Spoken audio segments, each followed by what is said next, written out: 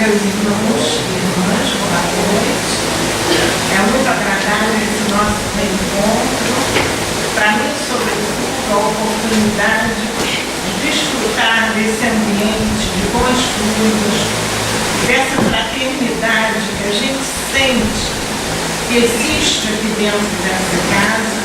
Isso nos reforça a energia, principalmente nos momentos de dificuldade que todos nós, encarnados no caminho de expiação e provas, estamos passando.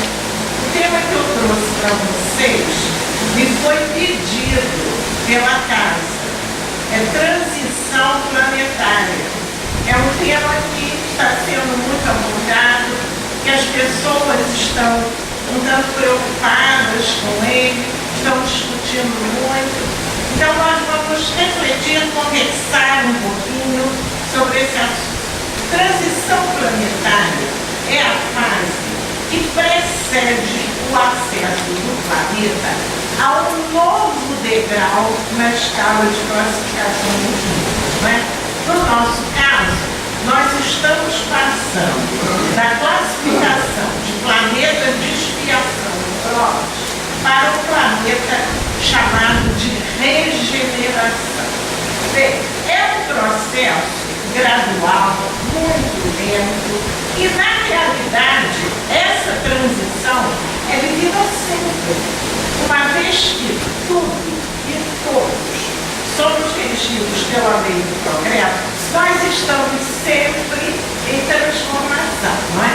Agora, no caso da Terra, essa transição para o período de regeneração, ela começou lá atrás, com a vinda de Jesus, quando ele disse que tinha vindo ao planeta para transformar a Terra num reino vivido, num reino habitado por espíritos superiores, que ele chamou de reino dos céus, não é? Então, quem são esses espíritos superiores que Jesus se referiu? Não são espíritos privilegiados que passariam a habitar a Terra. São aqueles espíritos que, como nós, estamos hoje fazendo nossa caminhada, eles já fizeram a sua caminhada e estão numa posição superior à nossa. Então, no Evangelho, também essa transição, ela está bem marcada, a culminância dessa transição está bem marcada no Evangelho, naquela passagem da separação do joio do trigo. O que é a separação do joio do trigo? O joio é a erva daninha que cresce no meio da plantação de trigo. Então, quando Jesus falou que no final dos tempos o joio seria separado do trigo, ele está exatamente se referindo a esse período da regeneração. Porque uma vez chegada a regeneração, uma vez a Terra tendo alcançado essa classificação, o joio, que serão os espíritos que não alcançaram um desenvolvimento que justifique encarnar no planeta regenerado, eles serão deslocados para planetas condizentes com o seu estágio de desenvolvimento espiritual. Isso não quer dizer que eles regridam, o espírito nunca regride. Eles encarnarão em outro planeta de expiação e provas, uma vez que eles não poderão alcançar o grau de um planeta regenerado. Bem, essa transformação, ela vem de longa data, mas ela está se acelerando. E a gente percebe isso, e é exatamente essa aceleração que está provocando nas pessoas um certo medo, não é? Porque se exacerbam os fenômenos da natureza, se exacerbam os acidentes, se exacerbam as convulsões sociais. Então, isto provoca insegurança.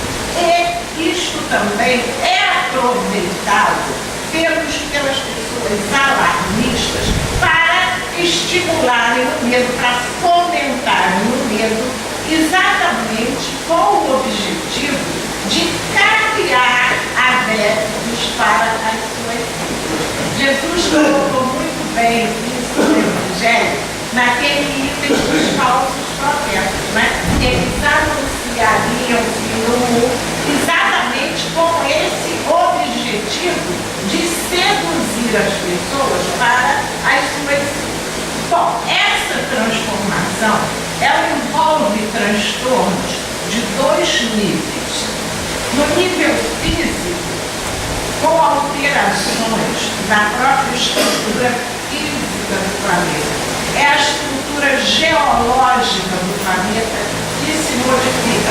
Se modifica o regime climático, a distribuição das chuvas, a inclinação do eixo da Terra também se modifica, o que vem influir na contagem do tempo. Agora, há muito pouco tempo, veio uma explicação científica de uma coisa que empiricamente nós já estávamos percebendo, que o tempo está passando mais depressa. A gente diz isso, né? O tempo está voando. O ano começou, já acabou. E há pouco tempo eu li uma explicação e primeiro a gente pensava, eu mesmo pensava assim, que a gente estava achando que o tempo passava mais depressa, porque a gente tinha tantas atividades a dar conta e achava que o tempo não chegava. Mas ficou cientificamente provado que está passando mais depressa, sim, porque foi alterado o magnetismo da Terra. O magnetismo que envolve o planeta foi alterado. E esse magnetismo, ele envolve a contagem de... Bem, outro nível que também é afetado por essa transição é o aspecto moral, não é? A mudança dos valores ocorre em todos os níveis. Ela ocorre nos valores dentro da família, não é? A família está sofrendo uma transformação tão grande que muitas pessoas até dizem que a família como instituição vai acabar. Não vai acabar nunca, porque família é da lei natural. Porque o bebê humano, ele depende de um homem e uma mulher para sobreviver. Então, pode acabar a família como, vamos dizer assim, instituição social, o papel, mas aquela família de fato, de um homem e uma mulher e a prole, essa família não acaba, porque ela é da lei natural. Então os valores é que estão se modificando muito dentro da família, estão se modificando na sociedade e na própria humanidade, os valores estão se mudando, estão se modificando. Olha só, durante quantos séculos aquele norte da África viveu em absoluta escravidão às ideias de ditadura. De repente, não houve uma sacudida que foi chamada até de primavera árabe e aquilo tudo desmoronou de uma hora para outra. Isso é exatamente uma modificação muito grande nos valores em termos de humanidade. Outra coisa também que vem mudando os valores é o grande desenvolvimento da tecnologia, que está alterando o comportamento. Hoje, a gente vê o uso dos instrumentos de informática está levando as pessoas a um certo isolamento.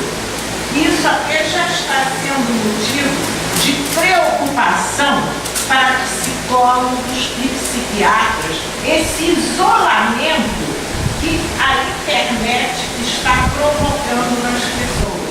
E a gente tem que estar muito atento a isso, porque o convívio social é extremamente importante para o nosso aprimoramento, para o nosso progresso. Para isso, Jesus nos deixou muitos e muitos exemplos da importância que ele dava ao convívio social. social, porque é através da troca de experiências que acontece no convívio social que a gente cresce intelectualmente, a gente cresce moralmente, a gente se aprimora. Então, é através do convívio social que acontece o progresso. É preciso que a gente saliente que essa mudança de valores que a gente vê à nossa volta, que nos assusta muitas vezes pela violência, a gente tem que observar uma certa intenção, e quem observa com intenção já nota um avanço moral. Vocês talvez que são, talvez não, que são mesmo muito mais novos que eu, para vocês pode parecer que as coisas estão muito ruins, as coisas estão piores, mas não estão não. Eu, que já estou com 77 na escola, eu conheci uma sociedade muito pior do que a sociedade que é hoje. As pessoas não eram solidárias, as pessoas não se preocupavam umas com as outras, como se preocupam hoje, independente de religião.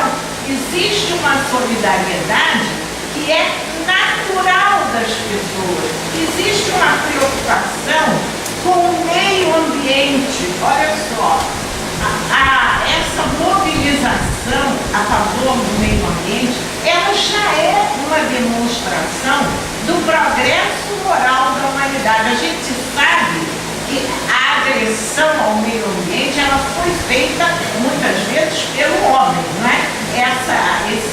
A camada de ozônio destruída pelo excesso de CO2, o desmatamento, foram todos malefícios provocados pelo homem em nome da ganância. Tudo isso foi feito com vistas ao ganho material. Mas hoje a gente já sente uma grande preocupação das pessoas em corrigir essa situação. Bom, essa transição planetária, ela é uma fase difícil, mas para nós espíritas, com o conhecimento que a doutrina nos passa, fica muito mais fácil vivenciar essa situação com equilíbrio.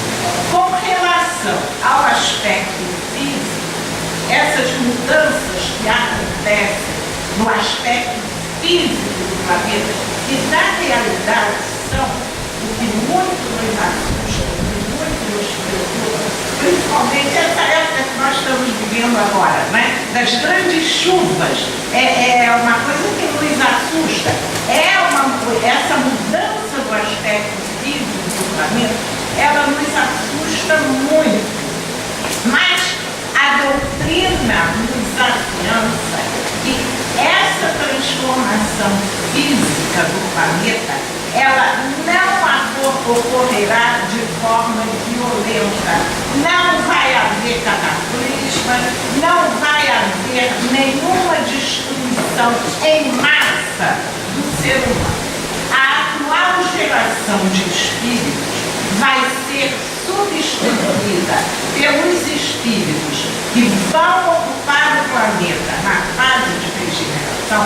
A atual geração vai ser substituída muito gradualmente. Ela virá uma nova geração, mas essa substituição vai ser lenta. Emmanuel, ele tem uma mensagem que ele diz que quando chegar a aproximação da regeneração, nós encarnados conviveríamos na Terra com duas gerações de espíritos.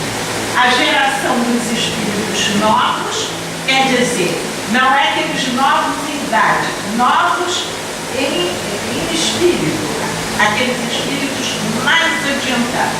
E a geração dos espíritos velhos, que podem não ser velhos em idade, pode ser gente de pouca idade, mas espírito velho no sentido de apegado aos vícios e aos desvios de conduta.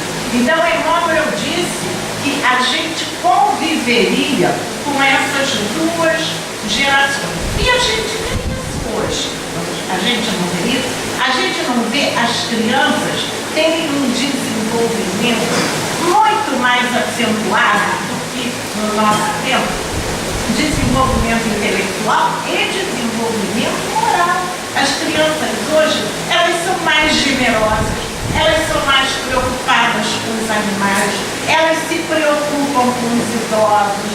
Então, olha só, já é uma substituição gradual dos espíritos. Agora, a gente fica um pouco assustado e há uma expansão de medo, porque há programas de televisão que se valem de situações para explorar o medo.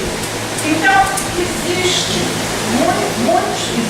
muitos programas na televisão que estão focando o término da civilização no ano 2012 e dando como base as profecias dos maias. Os maias foram um povo que habitou a América Central e a América do Sul. Eles eram muito adiantados, muito evoluídos em astronomia. Eles tinham um calendário anual, igual ao nosso, 365 dias do ano. E tinham um calendário de longa data que tinha 5.125 anos. Era um calendário para marcar eras. Bem, eles falam nas suas profecias em fim dos tempos. Eles não falaram nunca em fim da humanidade. Eles falam em fim dos tempos. Da mesma maneira, eles concordam perfeitamente com o que diz a doutrina espírita, que diz fim dos tempos. Nós estamos terminando uma era. Apenas a doutrina espírita, em vez de dizer fim dos tempos, diz fim de uma era.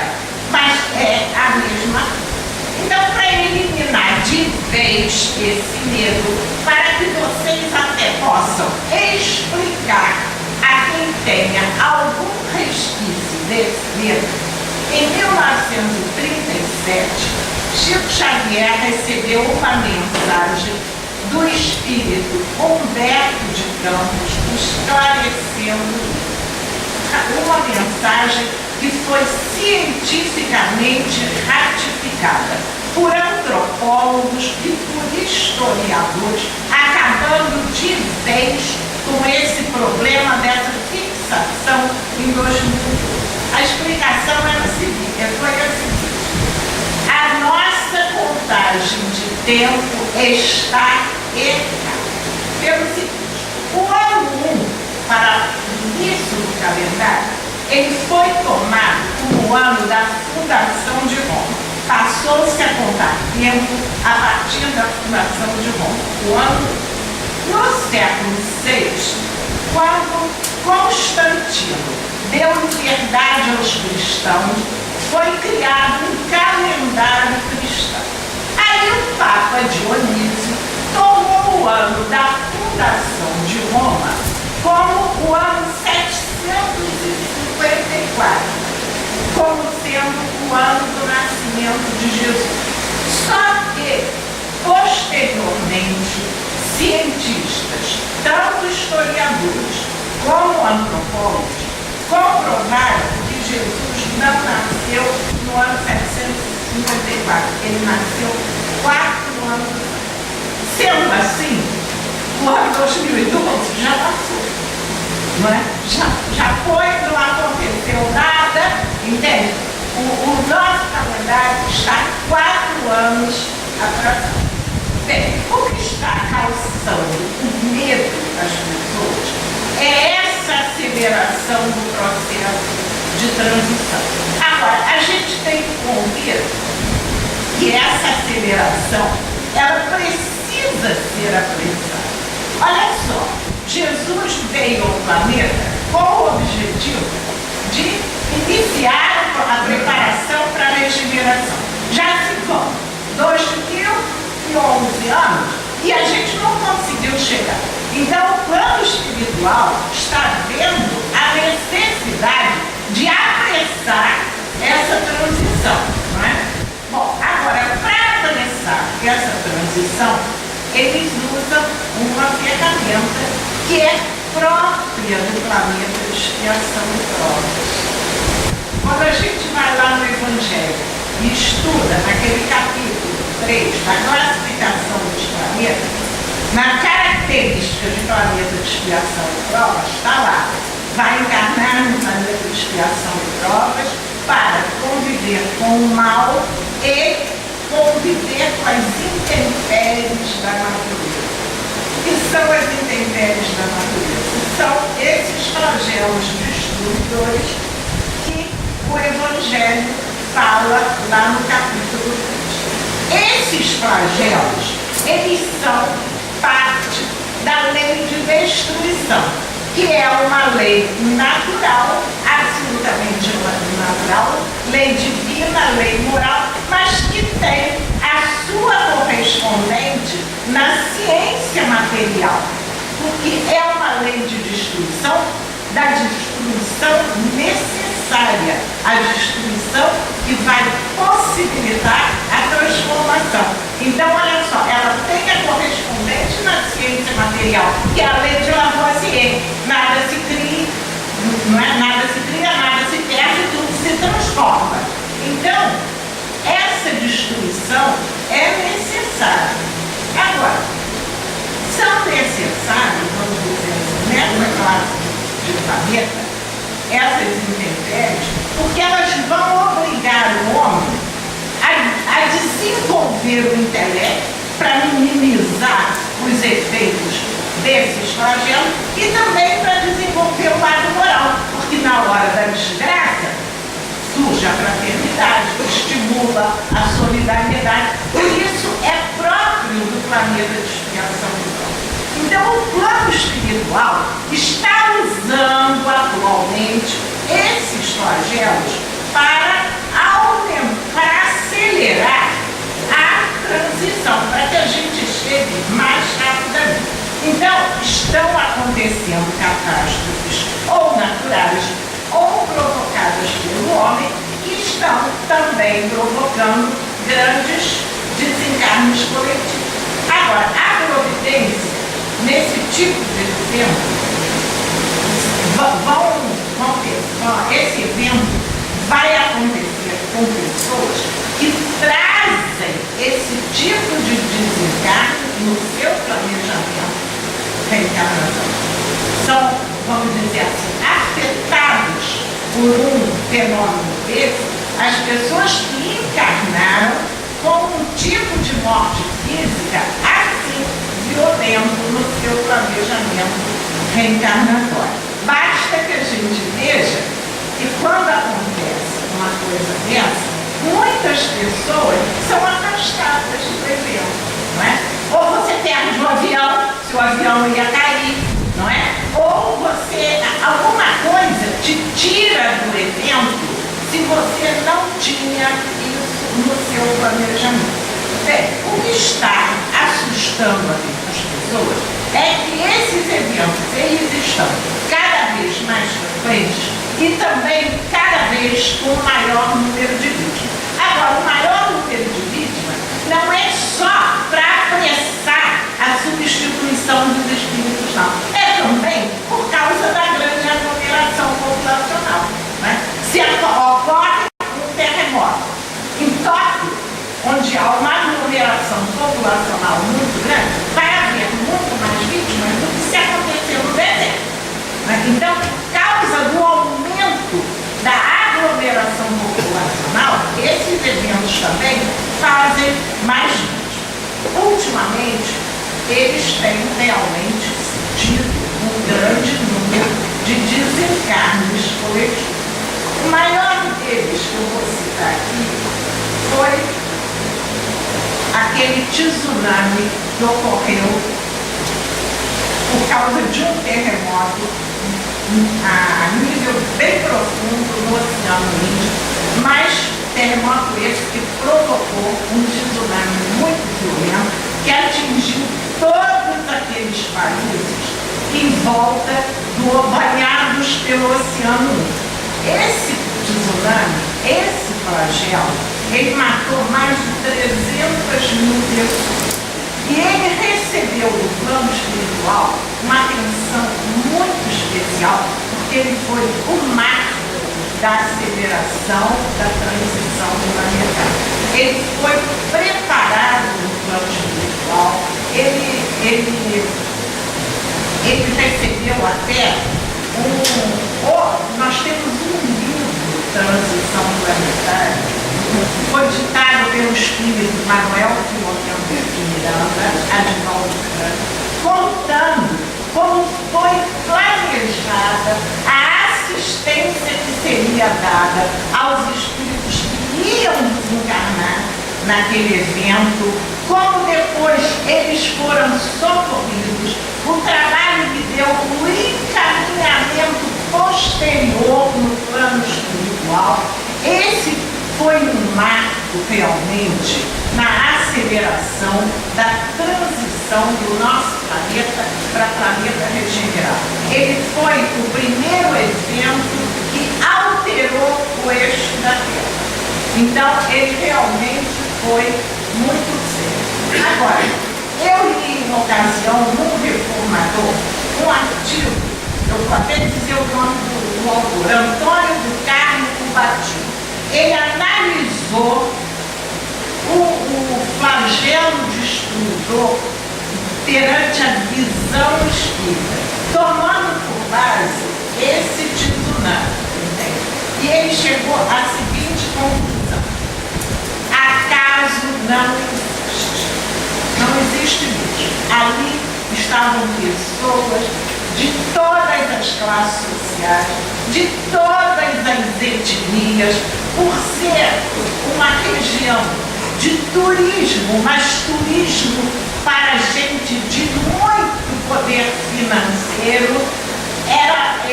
Havia pessoas milionárias convivendo com os naturais do lugar, que viviam em extrema miséria, em casas muito toscas.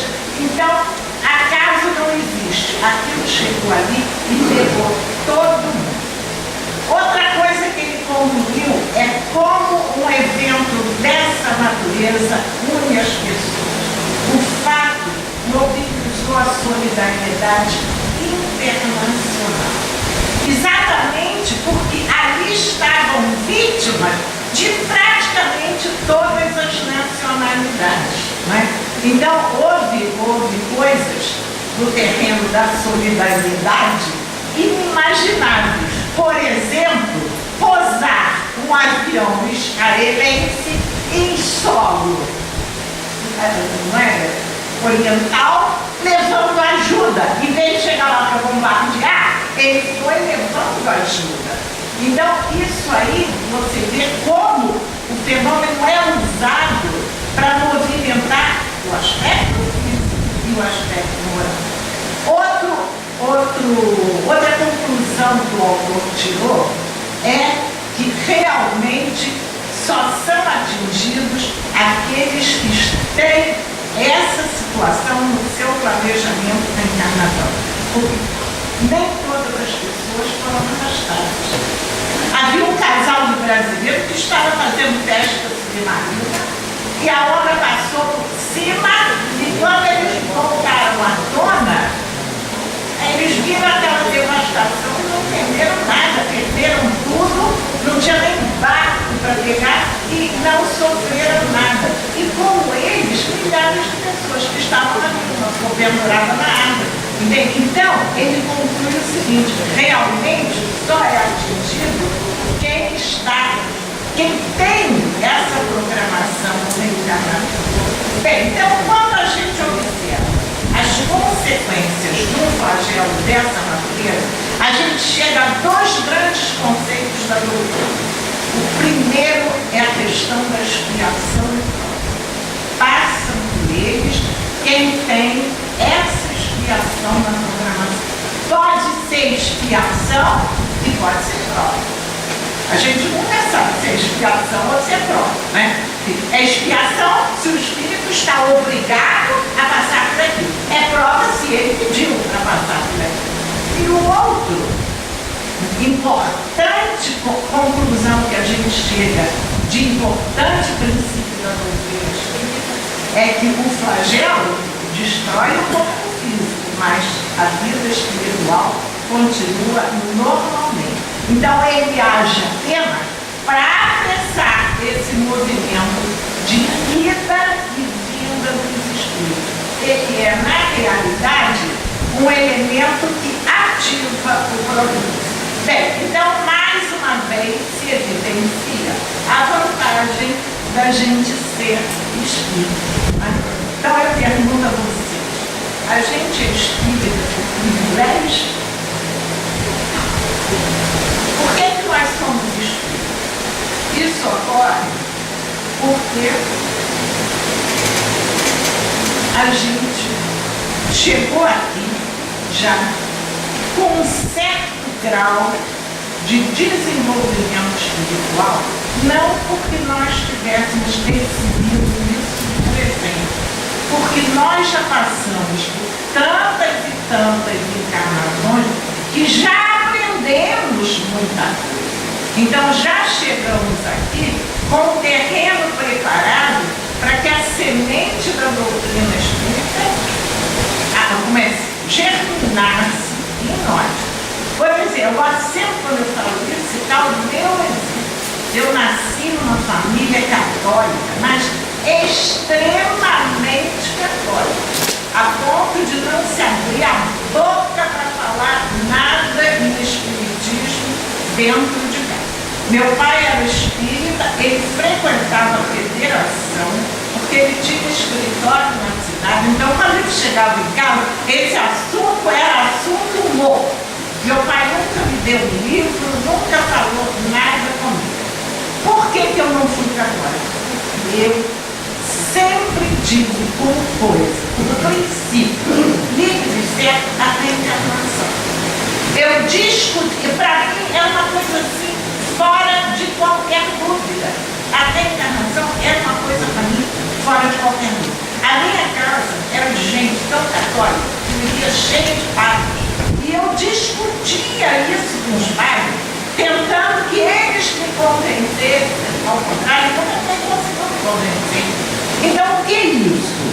Eu já andei por tantas encarnações onde eu aprendi isso. Então, é por isso que nós levamos essa vantagem. E, como espíritos, qual deve ser a nossa atitude na hora de vivenciar esse momento de transição?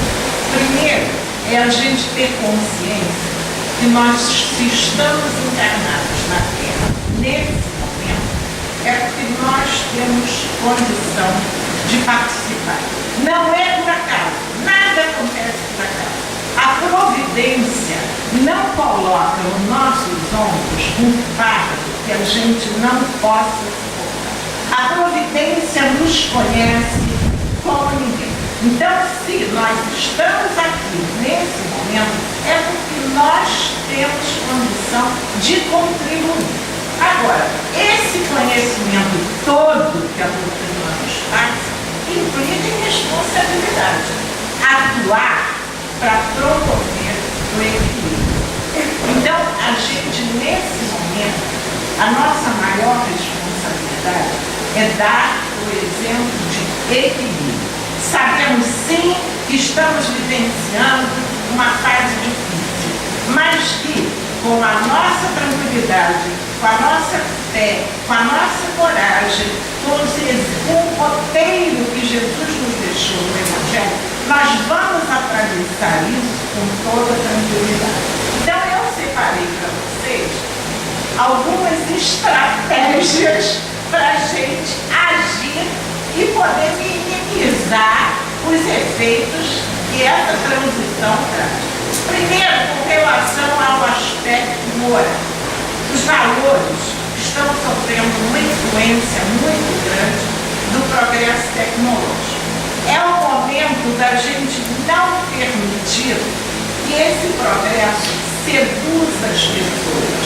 É o momento da gente não permitir que esse progresso seja envolvido e levado para o materialismo. Então, é o momento da gente impor a ética. Aí, quando eu falo em ética, eu vou perguntar o seguinte: o que é a ética? A ética é a prática do bem. É diferente de moral. Muita gente confunde moral com ética. Não tem? Não tem, não. Uma não é sinônimo da outra. Moral é conjunto de valores. Ética é prática. É prática do bem. Ética é prática do bem. Então, esse momento que nós estamos vivenciando agora é o momento da ética, de praticar o bem. Outra estratégia é não dar curso a essas ideias paralelas. A gente tem que lutar com a gente mesmo para não dar curso àqueles medos que estão também um pouco dentro de nós. A gente tem que lutar contra isso, porque durante muitas encarnações nós peregrinamos por religiões que incutiram em nós esses medos. Medo de fim do mundo, medo da morte, não é? Então, no nosso perispírito, isso está tudo ativado. Se a gente deixar levar, isso aflora. Então, a gente tem que ser muito forte para não deixar se levar tudo. Nosso equilíbrio diante dos fenômenos da transição vai esmagar a prática. Outra estratégia: contribuir para a preservação do planeta. Naquela ocasião que houve o tsunami, o secretário da ONU era o Kofi Annan, não sei se vocês se lembram dele. E ele teve uma frase muito interessante: aprender com as catástrofes de hoje para fazer frente às ameaças futuras. Em muitas situações, a causa está na ação do homem. Gente, olha a afirmação desse homem como entra inteira na nossa cabeça, não é? Aconteceu ano passado, está acontecendo novamente e a gente não fez nada. Então, a estratégia para vivenciar a transição, a gente pensar na preservação do planeta, a gente cobrar das pessoas responsáveis atitudes coerentes com essa necessidade dessa preservação. Outra estratégia é a gente trabalhar no favor de nós mesmos, do nosso próprio aprimoramento. Porque, passada a transição, se a gente não tiver os méritos necessários a encarnar num planeta regenerado, a gente também não vai voltar. E outra estratégia, a mais importante de todas, a prática da caridade. E a prática da caridade nós vamos levar a efeito pelo convívio social. A gente tem que pensar que todo o conhecimento que a humanidade alcançou, toda essa tecnologia que está aí à nossa disposição, não eliminou os nossos dois grandes vícios, o egoísmo e o orgulho. Está na hora da gente trabalhar. A nossa tarefa como espíritas, olha só, está lá no Evangelho, nós somos os trabalhadores da última hora. E lá no Evangelho está dito: os últimos serão os primeiros. Então, de nós, para sermos primeiros, é porque nós temos as melhores condições. Então, de nós, muito mais será cobrado. Então, a nossa tarefa é muito importante e a nossa responsabilidade é maior ainda. Se a gente foi aquinoado com conhecimento, a gente tem que fazer jus a essa dádiva, nos tornando dignos dessa confiança. E como é que nós vamos nos tornar dignos dessa confiança? Participando. nós podemos participar, podemos sim. Eu gosto sempre de dizer, as pessoas acham muitas vezes que não têm capacidade. Tem, nós podemos. Se nós estamos aqui nesse momento, é porque nós podemos. E essa palavra podemos, ela tem muita força. Ela tem tanta força que a mídia, quando quer usar alguma coisa que dependa de força, usa essa palavra. Você pode, nós podemos, né? Vira situações de grande porte. Então, olha só, essa palavra, essa força, nós podemos, não é novidade da agora, não. Foi dita por Jesus, quando ele disse que nós podíamos fazer o que ele fazia e muito mais. Ela foi dita mais tarde por Leon Denis, quando disse que a vontade é a maior potência da alma. Então, gente, vamos transformar todo esse ensinamento que a doutrina nos passa em ação. É a hora da gente retribuir essa dádiva tão grande que nós recebemos do conhecimento através da doutrina, dando a nossa contribuição, doando amor, doando indulgência. Nós estamos vivenciando um período que a indulgência nos julgamentos é extremamente importante e necessária. E vamos agir, mas vamos agir, sobretudo, pelo nosso exemplo. Muitas vezes não adianta a gente falar, não adianta muitas vezes de nada. O que vale na hora de conseguir resultados é o exemplo. Gente, que Jesus fique com todos e que este ano que nós estamos começando agora, e todo começo de ano é momento, né, de propostas, de novos planos, que o nosso plano para este ano seja a gente dar um passinho no sentido do nosso aperfeiçoamento. Que Jesus dê forças a todos para essa caminhada. Muito obrigada pelo carinho de vocês e pela oportunidade que vocês me dão de estar aqui com vocês, que vocês não imaginam a alegria que isso me dá. Obrigada.